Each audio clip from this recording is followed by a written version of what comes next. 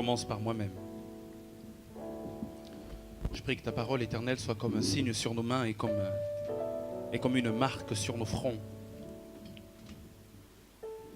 Je prie que tu nous aides, éternel Dieu de grâce, à non seulement à entendre, mais aussi à mettre en pratique. Apprends-nous à attendre.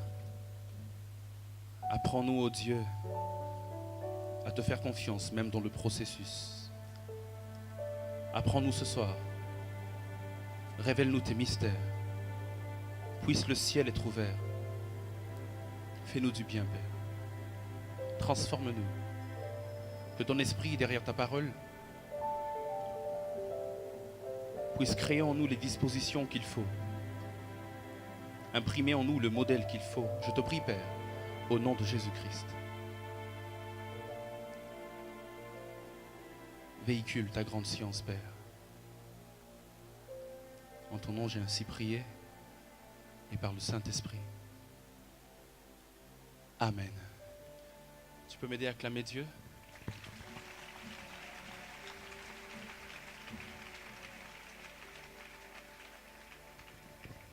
Un peu comme vous attendez certainement à cela. Mon thème, c'est les ténèbres de Dieu.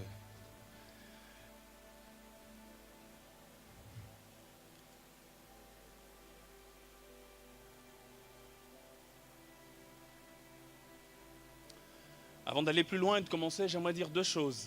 La première, c'est que ce que je vais dire tout à l'heure dans ce message n'est même pas les 10% de ce qu'il y a dans le livre Les Ténèbres de Dieu, comme j'ai dit, qui sort dans un mois et demi maximum.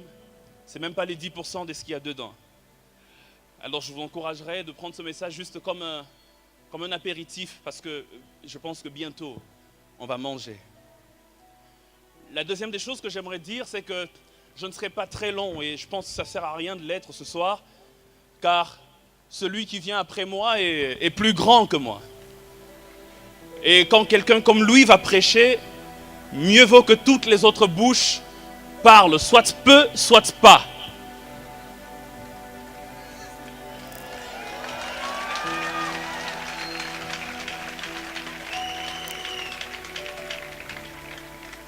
Je vous propose 5 textes.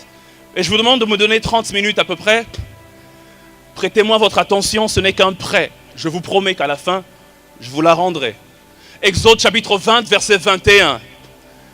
Exode chapitre 20, verset 21, la Bible déclare, Exode 20, 21, le peuple se tenait à distance. Mais Moïse s'approcha de l'obscurité épaisse où était Dieu. D'autres versions disent de la nuée. Ma version Nouvelle Bible seconde dit de l'obscurité épaisse dans laquelle Dieu était. 2 Samuel chapitre 22 verset 12. 2 Samuel chapitre 22 verset 12. David est en train de chanter, il est en train de célébrer son Dieu. Au verset 12, il dit que ce Dieu-là, il faisait des ténèbres une hutte tout autour de lui, un amas d'eau. Des nuages sombres. Il dit tout autour de ce Dieu, il a fait des ténèbres une hutte. D'autres versions disent une cachette. Il faisait des ténèbres une hutte. La cachette de Dieu, les ténèbres.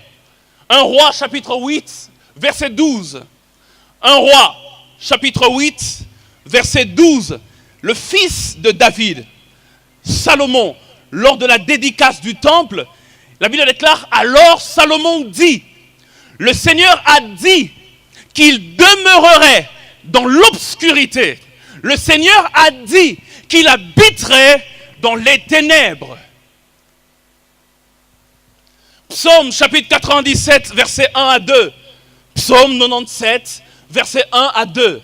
Psaume 97, verset 1 à 2.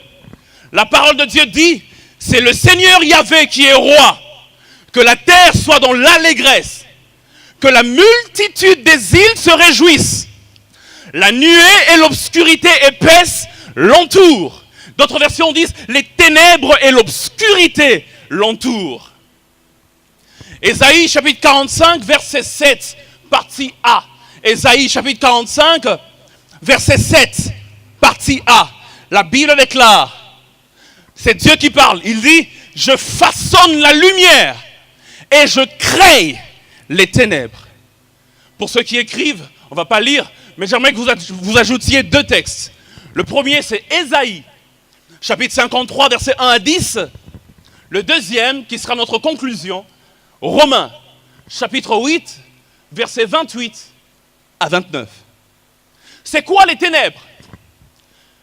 Le dictionnaire Larousse définit les ténèbres comme une obscurité épaisse, une obscurité profonde, un sinistre qui de fois peut provoquer la peur ou même l'angoisse. Il va plus loin pour dire que les ténèbres, c'est le domaine de ce qui est obscur, inconnu, difficile à comprendre. Généralement, frères et sœurs, dans nos milieux, généralement dans l'église, on associe très facilement la lumière à Dieu et les ténèbres au diable et à son royaume. Il y a des expressions telles que monde des ténèbres. Il y a des expressions telles que, pour désigner le diable, prince des ténèbres. Et c'est biblique. Et c'est biblique. Mais il faut un esprit totalement sensible et avisé pour savoir que toute lumière n'est pas toujours synonyme de Dieu. Et que toutes ténèbres ne sont pas toujours synonymes du diable. Lorsque je dis tout n'est pas en logique, ça s'appelle une amphibologie. Ce que je veux dire, c'est que certains sont, mais d'autres ne sont pas. Tout n'est pas. Dans 2 Corinthiens, chapitre 11, verset 14, l'apôtre Paul est en train de parler, il dit, d'ailleurs, le diable, Satan, se déguise, se transforme en ange de lumière. Et 1 Roi, chapitre 8, verset 12 qu'on a lu, Salomon dit que Dieu veut, Dieu désire, c'est la volonté de Dieu que d'habiter dans les ténèbres. Ainsi, mes frères et sœurs, toute lumière ne cache pas toujours Dieu. Toute ténèbres ne cache pas toujours le diable. Derrière certaines lumières, il y a Satan. Et derrière certaines ténèbres, il y a Dieu. Les ténèbres de Dieu. Est-ce que je peux avancer? J'aimerais être clair à ce niveau. Dieu n'est pas ténèbres, mais il aime habiter dans les ténèbres. Le diable n'est pas lumière, mais il aime se déguiser en ange de lumière. Dans la Bible, les ténèbres symbolisent aussi l'ignorance. Il y a beaucoup de choses, je ne peux pas tout couvrir ici, mais je vous donne juste une chose de ce grand lot des choses. Les ténèbres symbolisent aussi l'ignorance, la difficulté à comprendre ou à saisir les mystères divins. Dans 1 Corinthiens, chapitre 1, l'apôtre Paul dit que quand il prêche la croix, les Juifs crient au scandale et les Grecs crient à l'absurdité. Ce qu'il veut dire qu'ils sont ignorants quant au mystère caché de la croix. Ils sont lents à comprendre. Mais pourquoi sont-ils ignorants? Parce que dans Matthieu chapitre 27, verset 45, il est dit que le jour où Christ est mort sur la croix, de la 6e heure à la 9e heure, il y eut des ténèbres sur toute la terre. La croix du Christ était donc environnée des ténèbres. Comme pour dire que Juifs et Grecs auraient eu du mal à comprendre le mystère caché derrière, car les ténèbres veulent aussi dire l'ignorance. Je suis en train de parler à quelqu'un? Est-ce que maintenant je peux prêcher comme je le sens? Parce que c'est maintenant que mon message commence. Frères et sœurs, je suis d'accord avec l'apôtre Jean dans 1 Jean chapitre 1 verset 5 lorsqu'il dit Dieu est lumière et il n'y a point de ténèbres en lui.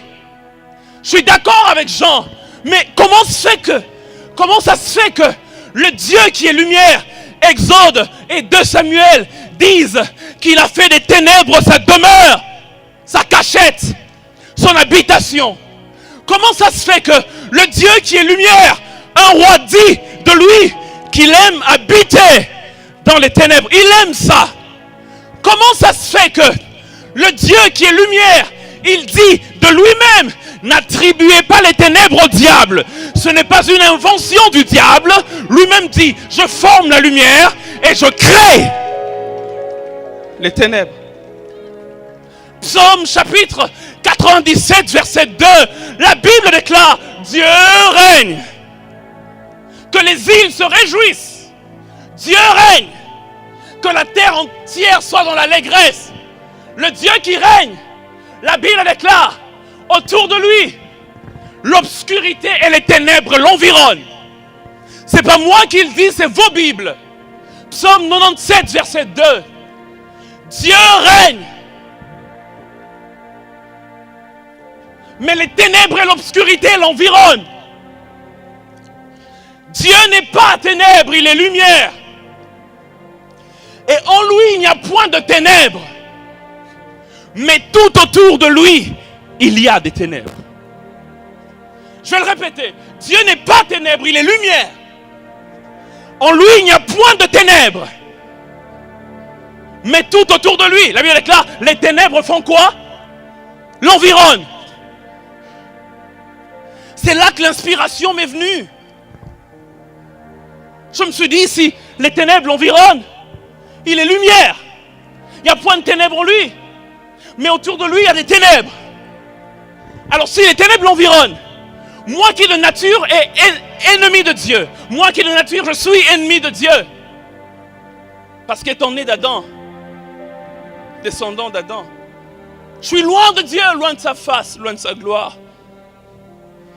Mais ce Dieu-là, il dit, approchez-vous de moi, et je m'approcherai de vous. Mais ce Dieu-là, il désire une intimité avec moi. De nature, je suis loin. Et il me dit, avance vers moi, fils. Car c'est ça notre idéal, aller vers là où il est. Mais quand je m'avance vers lui, je vous pose une question. Qu'est-ce que je vais rencontrer en premier? Sa lumière ou ses ténèbres? Si autour de Dieu, il y a des ténèbres et que lui-même est lumière, c'est-à-dire dans le processus de m'avancer vers Dieu, ce que je rencontre en premier, c'est les ténèbres avant la lumière. Est-ce que je suis en train de parler à quelqu'un? J'aimerais dire à quelqu'un, si tu rencontres dans ta vie tout est ténébreux, sois calme, tu n'es pas loin de la lumière. Continue d'avancer vers Dieu. J'aimerais dire à quelqu'un, si tu rencontres dans ta vie rien ne va, sois calme, il crée les ténèbres, mais il te dit avance, ne recule pas, avance. La plupart d'entre nous, ce qu'ils font, lorsqu'ils passent par les ténèbres de Dieu, ils ont comme envie d'abandonner la vie chrétienne, de retourner dans le monde. J'aimerais dire non, non, non, non, ne retourne pas. Continue d'avancer, continue d'avancer, continue d'avancer. Est-ce que je peux prêcher comme je le sens au plus profond de mon esprit?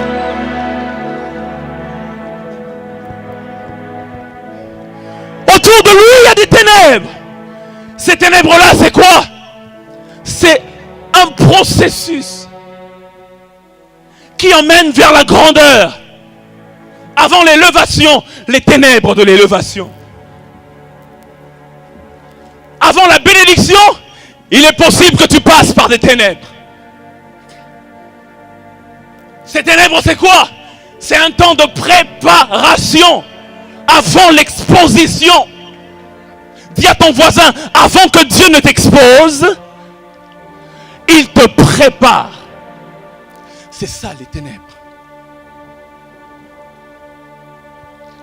Aujourd'hui, surtout dans ma génération, nous sommes pressés. Nous sommes pressés à aller vers la lumière. L'élévation. La lumière peut symboliser l'élévation, la gloire, le succès, la bénédiction, mais sans accepter le processus. On veut sauter les ténèbres, arriver directement. C'est pourquoi nous sommes superficiels. Dis après moi, superficiels. Un grand théologien américain que j'ai lu a déclaré, en observant cette génération, il dit que la superficialité est la maladie de ce siècle, la malédiction de ce siècle. Il dit, ne remarquez-vous pas que les gens qui ont le plus influencé le monde ont vécu loin derrière nous, mais que plus le temps évolue, moins de gens influencent le monde. Nous sommes superficiels parce que nous voulons la lumière avant les ténèbres. Nous sommes superficiels parce que nous voulons nous montrer avant de nous cacher. Nous sommes superficiels parce que nous voulons que les gens viennent nous écouter alors que nous n'avons rien à leur donner. Dieu a toujours préparé ses héros. Dieu a toujours préparé les gens qu'il veut utiliser. Et d'ailleurs, j'aimerais te dire, si ta préparation prend de temps, c'est que ton destin est grand.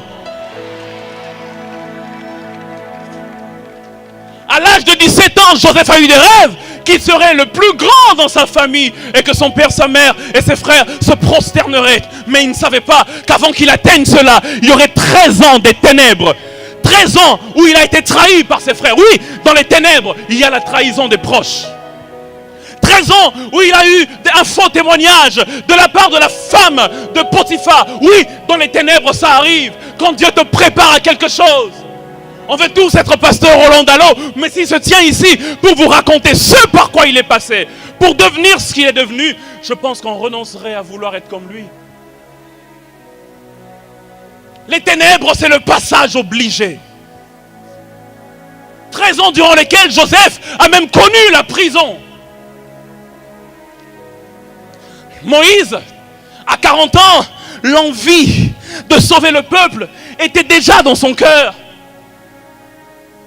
Mais il a dû passer par 40 autres années de ténèbres. Dans l'anonymat, le prince est devenu berger. Mais Dieu le préparait. Est-ce que je peux avancer? David, oh que dire de David, l'un de mes personnages bibliques préférés. Mais que dire de David? À l'âge de 17 ans, il tue Goliath. Les femmes chantent. Saül a tué ses milliers. David a tué ses 10 milliers. David pensait que la prochaine étape, c'est la gloire. La prochaine étape, après le chant des femmes, c'est le royaume. Le roi David. Je suis sûr qu'il s'imaginait déjà qu'il est arrivé. Du reste, Samuel, un prophète authentique, a prophétisé. Et là, loin pour dire, c'est toi le futur roi. Mais entre le moment où la promesse de Dieu est parvenue à tes oreilles et le moment où tes mains toucheront à l'accomplissement de la promesse, il y a des ténèbres.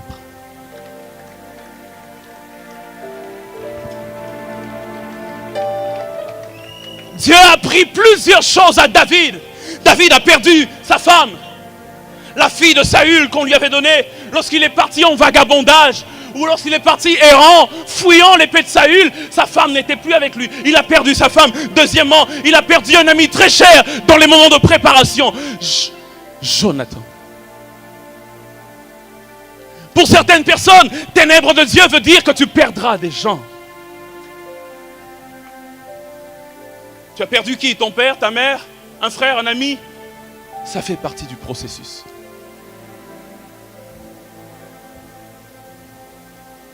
Il a perdu Samuel. Y a-t-il quelqu'un en Israël qui croyait en David plus que Samuel?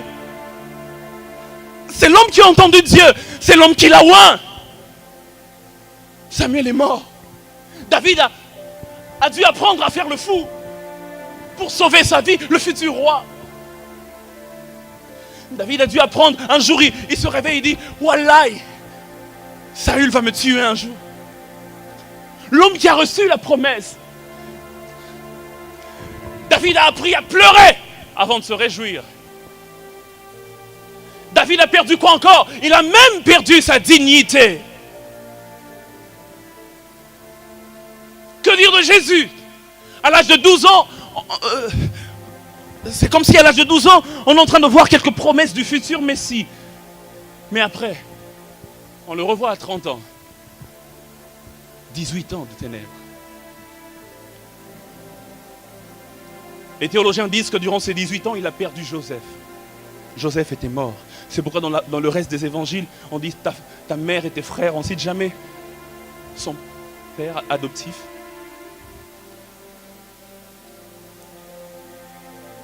Il a connu des pertes. J'ai suivi un documentaire, je ne sais pas combien de crédits donnés à ce documentaire, mais les gens qui, soi-disant, ont fait des recherches qui montrent que Jésus a passé une enfance très difficile. Entre 12 et 30 ans, il a dû beaucoup se cacher, beaucoup. Parce que Joseph l'avait pris comme son fils, mais après, les gens savaient que Marie, forcément, a eu à coucher avec un autre homme. Et lorsque Joseph est mort, la galère a commencé. La Bible ne le dit pas, je le prends avec des pincettes, mais peu importe. Il a eu ces ténèbres. Que dire de Paul? Le grand Paul. Est-ce que je peux prêcher sans parler de Paul? C'est presque impossible. Mais que dire de Paul? Lui-même il dit, lorsqu'il n'avait plus à Dieu de révéler en lui son Fils, pas par lui, en lui son Fils. Alléluia. Il n'avait pas d'abord plus à Dieu de révéler par lui son Fils. Il n'avait plus à Dieu de révéler en lui son Fils. Dieu, avant d'agir par toi, il veut agir en toi. Et c'est là que les ténèbres de Dieu sont importantes. Il dit, je n'ai consulté ni la chair ni le sang, mais je suis où? Allé en Arabie. Il a fait 3 ans en Arabie. 3 ans dans un désert perdu quelque part. 3 ans durant lesquels il a eu, mais alors des révélations extraordinaires. Son évangile a été modelé. Lui-même, quand il parle de l'évangile qu'il prêchait, il dit même pas l'évangile de Jésus-Christ. Il le dit rarement, mais plusieurs fois il dit mon évangile. Durant 3 ans, Dieu a taillé cet évangile en lui. Il a eu des mystères dont nous bénéficions jusqu'à aujourd'hui. Après cette année, il est passé même par des ténèbres de Tarse. À Tarse, il a aussi connu presque 7 à 10 ans de ténèbres. Loin des bruits, loin des acclamations. Mais lorsqu'il parle dans 2 Corinthiens 12, il dit, je connais un homme, il y a 14 ans, qui a été emmené jusqu'au 3e ciel. Et qui a entendu des choses qui n'est pas permis à l'homme de répéter. Si vous prenez 2 Corinthiens quand ça a été écrit, et vous rentrez 14 ans plus tôt, ça se situe durant les moments où Paul était dans les ténèbres de Tarse. Là, dans les ténèbres, il a reçu des révélations extraordinaires. Il est allé jusqu'au 3e ciel, il dit, est-ce dans mon corps ou pas dans mon corps? Je ne sais pas, mais c'est là dans l'intimité, là, loin des regards, là, dans l'anonymat. Nous sommes pressés aujourd'hui. Si je reçois une prophétie, le lendemain, j'ouvre une page Facebook, prophète Lord Lombo. On ne veut pas que Dieu nous prépare. C'est pourquoi on est superficiel. C'est pourquoi une fois arrivé, on ne traîne pas trop. Parce qu'on n'a pas appris les leçons qu'on n'apprend que dans les ténèbres de Dieu. Est-ce que je suis en train de parler à quelqu'un? Ne me lapidez pas encore. Vous allez peut-être me lapider à la fin. C'est dans ces moments de ténèbres que Dieu prend le soin de nous briser. C'est là, il dit oui. Écoute, je veux bien faire des choses avec toi. Je veux bien, mais dans cet état-là, si je te donne ce que je veux te donner, là, je te perds.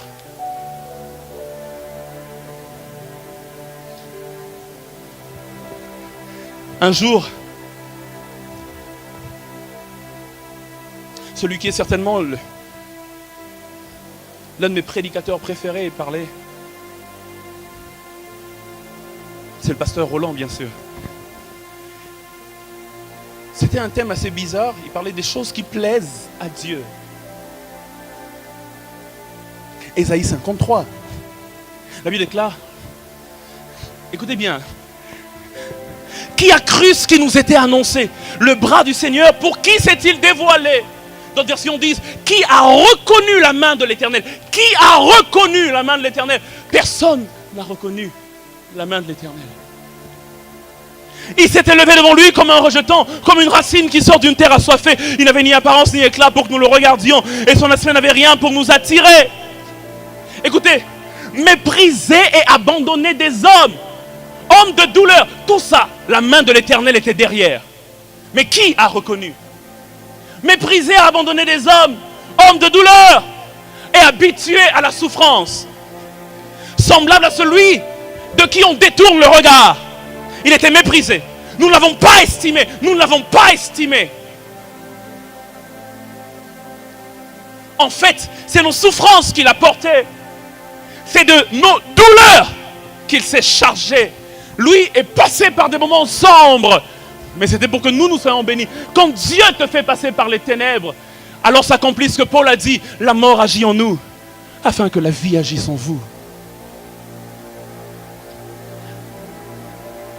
Et nous le pensions atteint d'un fléau, frappé par Dieu et affligé. Or, il était transpercé à cause de nos transgressions, écrasé à cause de nos fautes, écrasé. Mais la Bible déclare au départ, qui a reconnu la main de l'Éternel? même dans son écrasement, c'était la volonté de Dieu.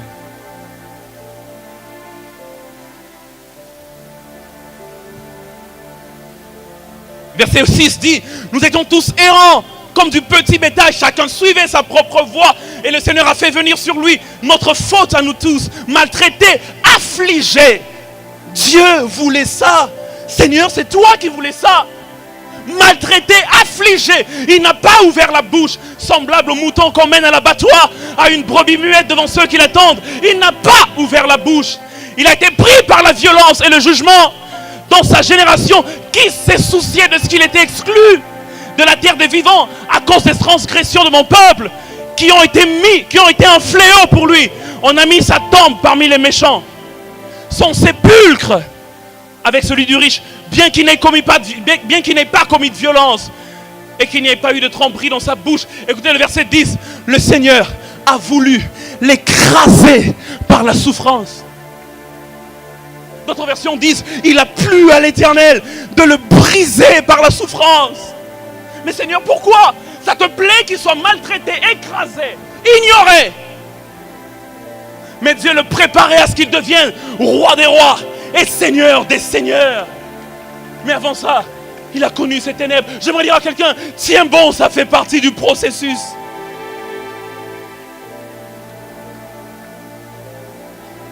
Derrière nos souffrances, nos moments difficiles, il n'y a pas que le diable derrière. Deux fois c'est Dieu qui le veut, deux fois c'est Dieu qui le permet. Nous sommes habitués à chasser les démons toujours. Mais de fois en chassant les démons, on ne sait pas qu'on chasse Dieu. Du reste, un homme spirituel, un chrétien vraiment spirituel, sait voir Dieu même derrière le diable. Parce qu'il sait que de toute façon, rien ne peut m'arriver sans l'autorisation de Dieu.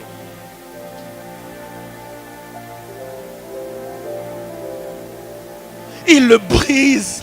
Oh, le temps me manquerait, je suis en train de chuter dans les 2-3 minutes qui arrivent. Il le brise par la souffrance. Mais c'était ça la volonté de Dieu. La Bible déclare, dans Marc, Jésus, il prit le pain, il le rompit et le donna à ses disciples. Il le brisa et le donna, avant que le pain ne devienne une bénédiction pour les disciples. Avant que le pain ne devienne un don pour les disciples. Il a dû être brisé entre les mains de Jésus-Christ. Deux fois, c'est Dieu lui-même qui nous prend entre ses mains. Il nous rend, il nous brise. Il brise le nous, afin que seul lui vive en nous. Il m'a dit une fois, j'étais aux États-Unis en train de faire ma formation théologique, dans ma chambre en train de prier. Il me dit, Lode, lorsque tu te rends compte que dans ta vie, je multiplie les coups de marteau, sois calme, car je ne te détruis pas, mais je te façonne.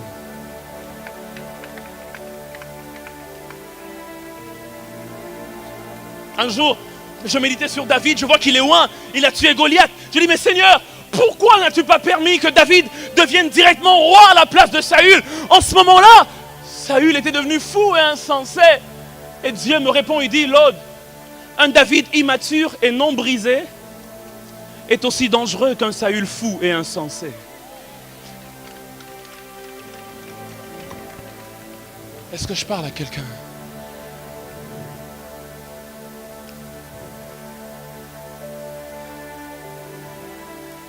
Mais quel est le but de tout ça? À quoi ça sert? À quoi ça sert? Vraiment. Romains 8, 28 à 29. La Bible déclare, nous savons du reste que toute chose concourt au bien de qui? Ok. Ça ne s'arrête pas là. Virgule, de ceux qui sont appelés selon son destin. Car ceux qu'il a connus d'avance, il les a aussi destinés d'avance à être semblables à l'image de son Fils, afin que celui-ci soit le premier-né d'entre plusieurs frères. Et puis il y a une suite. Lorsqu'on lit ce passage, on le comprend, mais on le comprend mal. Laissez-moi vous dire en conclusion, c'est quoi le but des ténèbres? Le but des ténèbres, c'est le bien de ceux qui aiment Dieu. Mais c'est quoi le bien de ceux qui aiment Dieu? Telle est la vraie question. Lorsqu'on dit, nous savons du reste, que toute chose concourt au bien de ceux qui aiment Dieu, beaucoup d'entre nous savent que ça veut dire quoi? Ça veut dire que même si aujourd'hui je galère, je passe par un temps difficile, mais finalement ça m'emmènera à la bénédiction. Le bien de ceux qui aiment Dieu, c'est que je sois béni finalement. Avec toutes les fins heureuses qu'il y a dans la Bible, on peut penser comme ça et je suis d'accord avec cette interprétation aussi. Il m'est même arrivé, pour être franc avec vous, de prêcher ça même comme ça. Surtout en utilisant l'exemple de Joseph, n'est-ce pas? Il a été trahi, il a été jeté, des moments difficiles, dans ce qui ressemblait à un puits, une fosse, si vous voulez. Il a été tiré de là, il a connu beaucoup de difficultés, la prison, mais finalement il y avait l'élévation et la gloire. Toutes choses ont concouru pour le bien de Joseph. Je suis d'accord, je suis d'accord. On peut voir qui d'autre dans la Bible. Ils sont passés par des moments compliqués. Jephthé, refusé par ses frères, fils de la concubine. Et puis après, c'est lui qui a régné sur ses frères. Toutes choses concourent au bien de ceux qui aiment Dieu. Je suivais un prédicateur. Il a dit, est-ce qu'on aime le gâteau? Et les gens répondaient, il dit, ouais, on aime le gâteau, oui, on aime le gâteau. Il dit, mais si je prends les ingrédients du gâteau mis séparément et je vous les donne, est-ce que vous allez manger? J'en dis non, pas forcément, on aime un cake, mais le cake, il y a la farine. On te donne la farine seulement. On dit mange. Tu ne vas pas manger. Il y a peut-être du sucre, on te donne du sucre seulement. Qu'est ben la diabète. Il y a quoi encore? De la levure. On te donne de la levure seulement. Tu ne peux pas manger la levure seulement. Il y a quoi? Peut-être des œufs ou quoi? On donne un œuf cassé. Bon, j'ai vu des gens manger ça. Mais la plupart d'entre nous, j'imagine que vous êtes des gens normaux comme moi. Un œuf juste comme ça, cassé, pas une omelette, on ne mange pas. Mais lorsque Dieu mélange la sauce, les choses difficiles là, quand il mélange la sauce, ça fait un gâteau que tout le monde aime. Toutes choses concourent au bien de ceux qui aiment Dieu. La chaleur du four et tout le reste. Mais laissez-moi conclure en disant que je pense que ce n'est pas vraiment ça, le bien de ceux qui aiment Dieu. L'une des grandes erreurs que nous pouvons faire, c'est de lire un seul verset et s'arrêter là. Mais il y a une suite. Toutes choses concourent au bien de ceux qui aiment Dieu, de ceux qui sont appelés selon son dessein. Car c'est pour expliquer la phrase qui vient avant. Car ceux qu'il a connus d'avance, il les a aussi destinés à être semblables à l'image de son Fils. Le bien de ceux qui aiment Dieu, c'est que nous puissions ressembler à Jésus-Christ. Toutes les situations par lesquelles tu passes, les ténèbres, les difficultés, tout ça, le but de tout ça, c'est que tu tires les leçons et que tu dises comme Jésus, même sur la croix, en train de souffrir, Père, pardonne-leur, car ils ne savent pas ce qu'ils font. C'est des tests par lesquels Dieu veut créer dans nos vies les situations par lesquelles Christ lui-même est passé, afin que comme lui, nous puissions réussir. Le but, c'est de ressembler à Jésus-Christ. Y a-t-il quelqu'un ce soir qui passe par des ténèbres ou qui est passé par là et qui aimerait dire, homme de Dieu, prie pour moi. Lève-toi là où tu es, je vais prier avec toi. Lève-toi juste là où tu es. C'est le seul exercice que je vais te demander.